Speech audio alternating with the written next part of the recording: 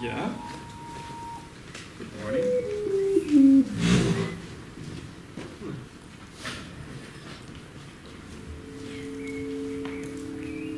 So what you hear here has nothing to do with it. I just use it as material for later. This is a recording of Sonic Wilderness Intervention. That's the word, together with Katharina Hauke, that I work with quite a lot, which I will tell about on a later time today at 11. So if you're here at 11, so you will hear a little bit more about this. Because today is Till Day, I have the feeling. Because I have these two talks and the gig, so in my head it is completely. Anyway, so here I am. My name is Till Bovermann. I am associated with the University of Applied Arts in Vienna and working there for the Rotting Sounds project together with Thomas Grill and Almut Schilling. And I am here to tell you a little bit about buffer manipulations and new sounds through reinterpretation by that. Let me also introduce you the oralist, which is a fictitious character, as you see, and we somehow invented him or her, not really clear, to someone have a different perspective on sound. So this guy is someone who is living in a world that is dominated by sound, and also he's actively thinking about sound as the domination or the dominating reality. For me, he's male, I guess, so this is why I'm interested. So, yeah, this is what it says. Based on, I read this for the guy who's sitting outside because he can't read the slides. Based on my preferred modality, I want to make different decisions regarding digital technology than you. And he says that decay is inevitable. And what does that mean? Or what does it imply for an aesthetic vocabulary for sound? So first we will hear some examples of this. So what is decay in the digital domain? Right, so we looked at it a little bit. So there's, for example, very obvious digital rot or digital sound rot on PCM material, for example. I prepared some example sounds. Hopefully, that's this one. That's not if I now run this through a system that, or through a program that somehow arbitrarily flips bits, 6,000 in this 16-second file, it sounds like this, or could sound like this.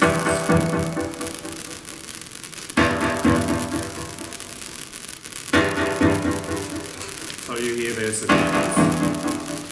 But interestingly enough, if I do the same of bit flipping on an MP3 file of the same sound material, then it sounds like this.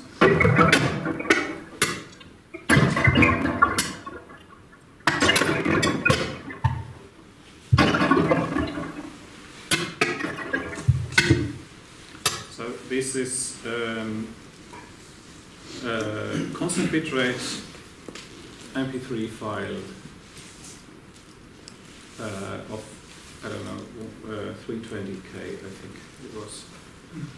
And if I do this with variable bitrate encoding with MP3 files, exactly the same thing, so statistically flipping bits. And this is what it does.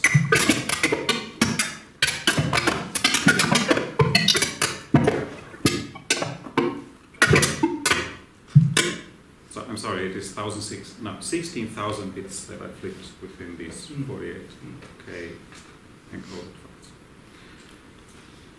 files. So this just as an observation. Then there's something like digital sound rot in MP3s on a different level, which you can like think of if you, like there's a lot of these YouTube people that, YouTube you know, I'm guessing, and there's a lot of music on that, and people download this or rip it off YouTube and use it for their own materials and upload it, and because YouTube is like trying to keep bandwidth as low as possible, they always do their optimization of the MPEG stream, which also has an MP3 layer, and through this encoding, so you have like a re-encoding of the material that is already encoded, and we did this little experiment of like repetitively re-encoding the same file with this is in the wrong direction. So that's this one. So this is the file, if you remember it. And after 1,000 iterations of re-encoding, then you hear that there's, first of all, nothing. That's quite interesting for some time. And then at some point,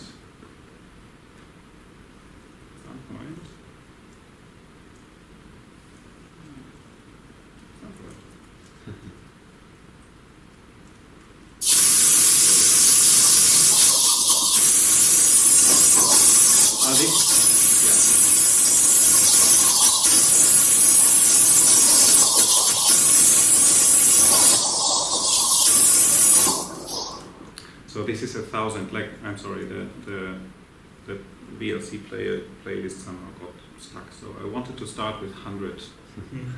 Yeah, so that's, but there's a little bit of silence involved and then it starts. Now you have the,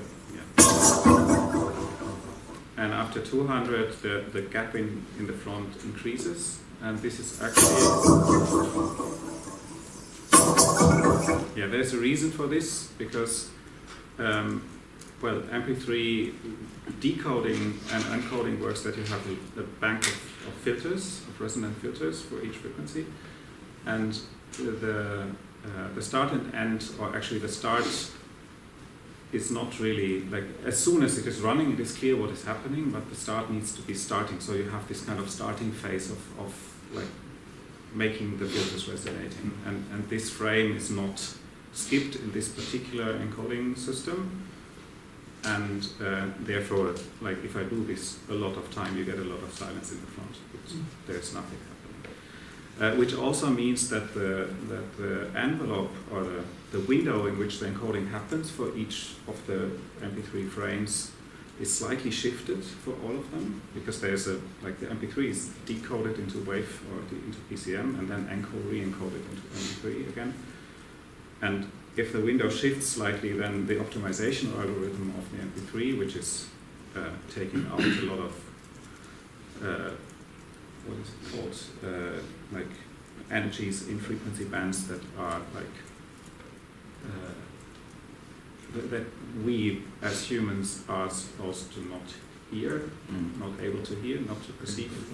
They're just cancelled out, but that happens kind of like in an optimized way that also highly depends on the packet that I look at. So this is the reason why you get these kind of effects. We did also like hardware experiments, which is kind of trying to understand what is happening with CD players, so with this commercial media. And so this is a CD that has silence on it, and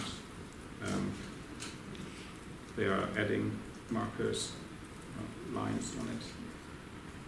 And I can play a little bit of that. Well, silence, obviously.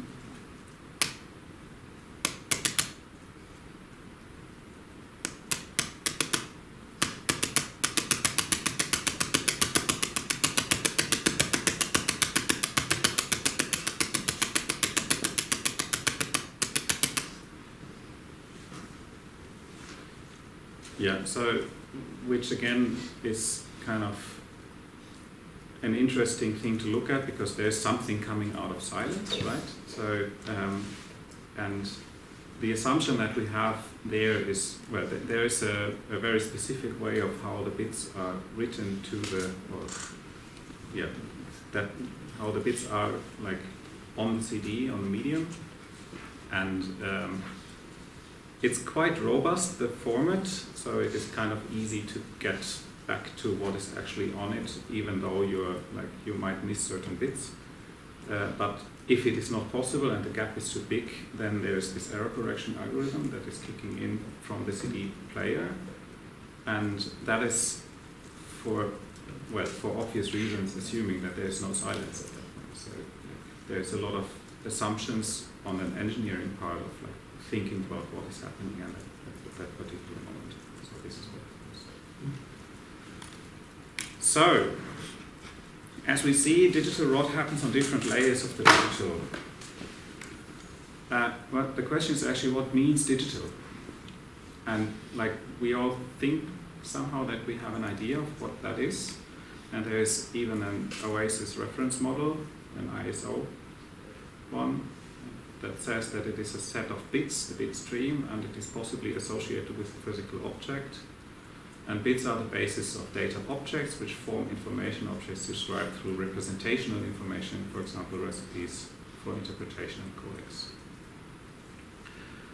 That's kind of the official version.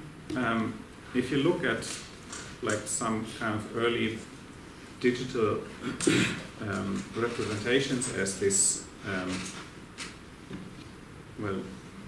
Lochkarte, punch card, I think it's in English, from Zuse. But that's a punch tape. That's a punch tape, actually, that's true. And it's actually a 35mm film that he used, and it has some material on it, so it's kind of recycling. But what you see there is that there is the data, which is there in these holes that you see in the film. There's some kind of physical manifestation, that's the film, and then there is also an interpretation layer. So if any of these fail, I have difficulties. Can you read it? Or Yeah. I can just say it's very funny because it looks like it's actually a program, literally a program. Yeah, possibly. It's code for a program. Yeah. With you. And sorry. So yeah, if you're curious, this is from a book. I can send you this. But what is interesting for us here is that actually this kind of digital trinity of interpretation and data and physical manifestation is kind of inherently interlinked and intertwined, and that is what brings us what is the digital and digital sound information. And decay is present in all parts of this trinity, but its effect is different and depends on what, the effect on the sonic gestalt of what is happening there is different depending on which layer the decay is happening. So on the physical manifestation, for example, decay is corrosion. On the data level, there's something like bit rot or bit flip or bit omission or these re-encoding things that I had the examples for you. And on the interpretational level, that's kind of, for me at least, what I'm looking into at the moment, is that it is kind of interesting to look at it because it is, it's about amnesia in a way, cultural amnesia. If you have some kind of data thing that you are digging out of the ground and then you have absolutely no idea how the encoding works, then you start to guess. And on that level, there's something like an inherent aesthetics of the data and maybe also of the interpretational level that is coming to show or to hear now. So this is the buffer manipulation thing that's where I am, and that's kind of the motivation for buffer manipulation. So for me, the easiest thing, because I work a lot with SuperCollider, is to look at buffers in SuperCollider, and the buffer is basically this thing that is up here. It's a bunch of numbers, 32-bit floating point, I think,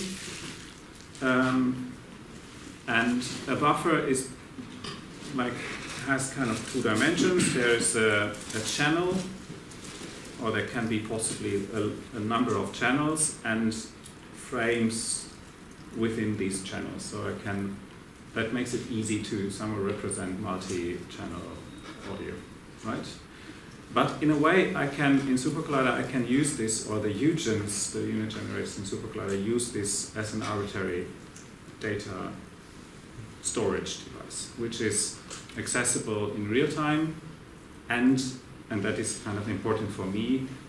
There is no security of who is able to access it. Like, everyone can read and write to that, and there's kind of like, you have to, as the programmer, you have to make sure that no one is interfering. Yeah. Below there is like a buff read and a buff write UGEN, like exemplarily here. So there's a buff read position that is reading from that thing going in some direction, and a buff write is something that is, this is the wrong way around. Arrows, not the wrong way around, sorry. And the buff write is writing to a certain position. So with this I can do some kind of delay line by myself, for example. I write something in the front, and slightly after that I read the same thing, and then I go like this. Yeah. There's also a delay UGEN, for example, or a comp filter UGEN that makes use of exactly this thing. So it's kind of like a combination of buff read and buff write, but in one thing, where the read and write is kind of linked to each other. And then there are the PV UGENs or the FFT UGENs that somehow abuse this buffer format by just allocating it and having like one part that is the energy and one part that is the phase of the signal, and DC and Nyquist. So, and in buffer manipulation, I don't know if you understand this, for me it's quite clear.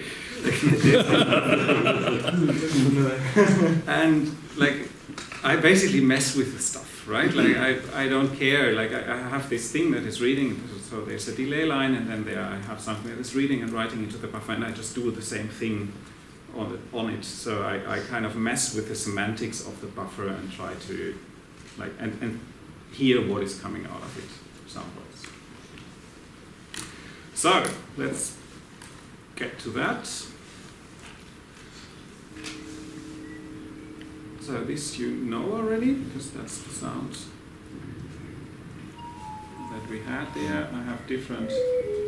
So this is a sound from a disk UGEN. So there's something that's called disk in that is like reading parts of a wave file or whatever you give it and cues it into a buffer, and then it reads that at a fixed rate out, and when it is at the end it just loads the stuff back into the buffer, so you have a continuous stream of sounds of arbitrary length, and you have this buffer that is kind of really like a buffer in that sense, that buffers the sound that is played in real time. So we are listening to this at the moment. I can change the file. That's a different file. These are all these feed recordings that we did there. And the first thing that I can do is to not use the disk-in UGEN to play it back, but I just have a buff read that cycles through the thing. So I just stop the sound that is the disk-in, and this one is the buff read that is kind of like a sonification of the buffer, right? Or an audification, if you will. And interestingly, there's a difference already. That's the same rate, so that should be the original rate, but there's something weird. Yeah, I can change the rate. And like, this is kind of the important slider, is this one. These 4 up here is my attempt of doing like jitter, tape jitter things. I just don't go in there. It sounds different. It's kind of more analog, the performance thing. So that's one thing I can do. Another thing I said, like, I can comp filter. This is on a different. This is a different buffer. So now I use the signal as a real-time signal. Then there is the comp filter that has a buffer that it is using. and I can change the decay time, like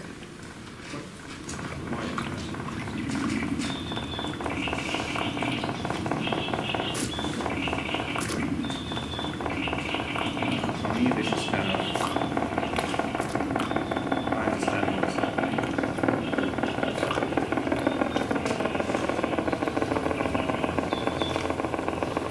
And so instead of listening to the comb filter, I can also listen to the sonification of that buffer again.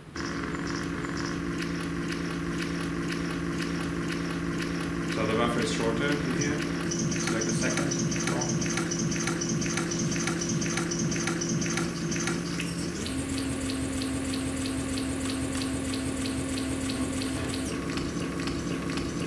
And also maybe not super interesting as a sound thing, kind of straightforward. It does what you think what it should do.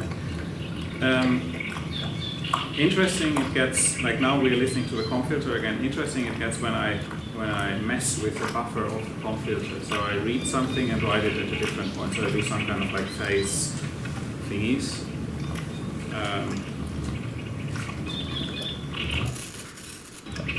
So we are still listening only to the comb filter output, right? And I can kind of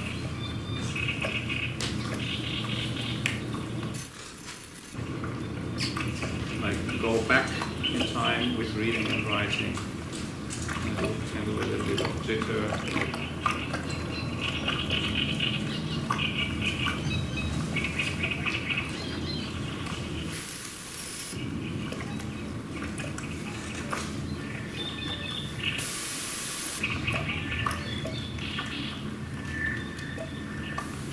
And so there's this kind of phase of instability that is happening. And I can also listen to the reading of what I'm doing.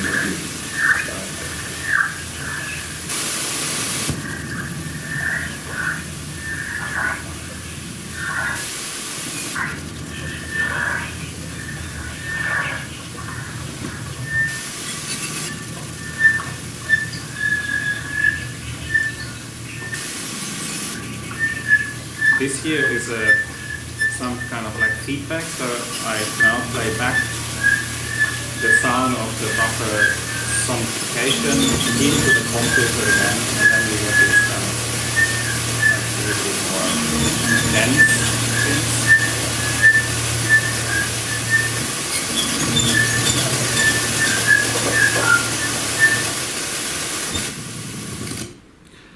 And last not least, I did some experiments with FFTs. I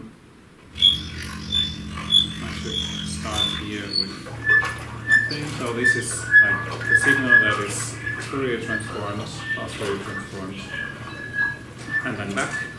And then I put a very simple PV stretch region that is kind of shifting the pins and stretching the pins. So I can shift and stretch the pins.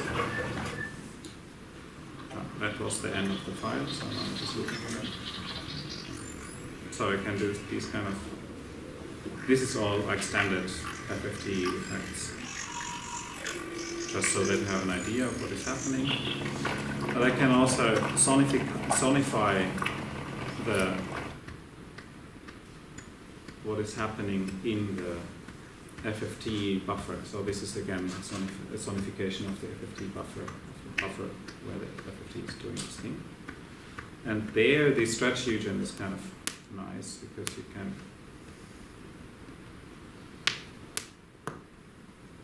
change. Let's change this to different. So, can I just ask you, when you say sonification of the FFT buffer, do you mean just playing the I just like buffer as audio? Looping the buffer as audio. Okay. So it's really like everything that I do. There's no witchcraft in here. So in that sense, I'm in the wrong session. No, but it's really like trying to do as straightforward as possible and do like standard things to it. And what I find interesting about this here is like I get a certain aesthetic, and that aesthetic has not so much to do with the sound itself that I play in, but it has to do with the algorithms that I do. Yeah? But of course it is depending on the sound that is going in. So if I change the sound, I get different things. And with this combination of the standard time domain filtering and the FFT stuff and reading and the stuff back and forth, I can create easily these kind of like drony ambient things, but I can also get something that is rhythmical and that does these shifts. So it's a tool for getting something out of like field recording material, for example, that I have like heaps of that I have no idea what to do with. Actually, like they sound really nice. I listen to them all the time somehow, but like for my artistic expression, I never had an idea of how to deal with them because they are big and chunky to work with, and this is kind of a way of using that material and as yeah. So so if I play this together.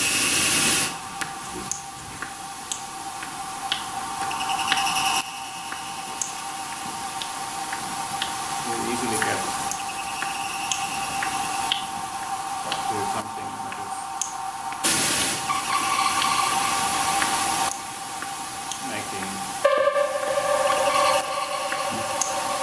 something.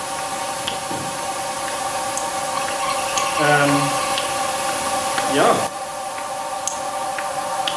And if I change the sound,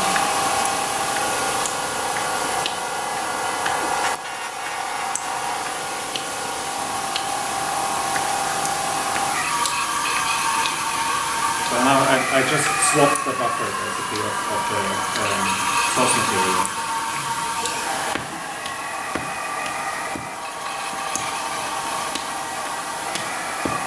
Oh, it's the song.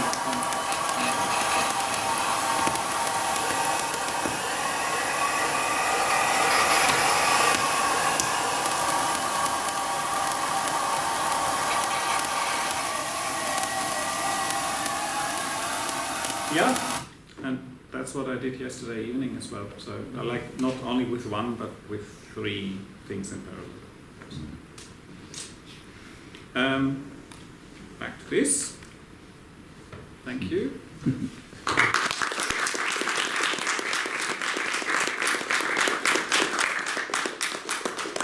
Waiting your questions. I found that super interesting. I think this buffer, misusing buffers is a fantastic field of exploration. Did you do experiments also with buffer rewriting? So arbitrary rewriting while reading the buffer? No. Like what I did is this kind of like rewriting for the comp filter, but that is basically just like having having a reader and a writer that have different rates. Basically, this is what has happened. Mm-hmm. So did you mean on a kind of iterative basis? So that yes. So, for example, arbitrary rewriting while reading. I was pointed to that as a super collider person. His artist name is Silo. Ah, okay. And he did some workshops on heretical. Silo is his name. And he did some years ago workshops on heretical sound synthesis. He named it differently, and he proposed this, and I find it very interesting. I think it's a very nice, like it's a happy accident in the super collider world because it is so open, and you cannot really break anything apart from your hearing, which is anyway a problem in the super collider world. No, but you cannot break the program, like it will not crash on you. So you can basically do arbitrary things on that level, and you are still safe in that sense. Yeah, because I think that, I mean, on the Eugen side, I mean, basically super collider has one big memory block. Yeah. And all the Eugens are sharing that somehow, right? And yeah. And where you even go, I mean, but here you were just. But the buffers are like, buffers are kind of like real time, or it's memory that is already allocated, so I can Yes. real-time access it, and there's some kind of like allocation within SuperCollider on the synth side that says, okay, like this chunk belongs to this buffer, and then you are also only able to read in that chunk. Yes. So Okay. it's kind of like alloc. Yeah. But within that chunk you can basically do whatever, you want, indeed. and you can share it with others, and it's your responsibility to deal with that. No. But on the Eugen level, if you write Eugen code, you basically get a bunch of floats, like, and a little bit of help of how to access it if you want to do it on the time domain. I also, like, related to this, and this is kind of maybe the next thing that I will do, with Dave Griffiths together, like a long time ago, we ported his virtual chip emulation to SuperCollider using a buffer object as a stack for. No, it is going totally into. I should put this into the slides actually. Like using the buffer as the stack and heap of a chip, like of Turing machine kind of chip. That has certain instructions, and you can just do these things and like run kind of a chip within that and sonify. Yes, the state. Just the state of the chip, and this in combination with that, so you can also like run an audio file as a program in a way, and this in combination with this and just the manipulation things, I think would be kind of interesting to do. It's very noisy 8-bit because it produces 8-bit integers, the thing, but not but. It is Yeah. quite nice. Good. Great. Thank you, Dave. Thank you.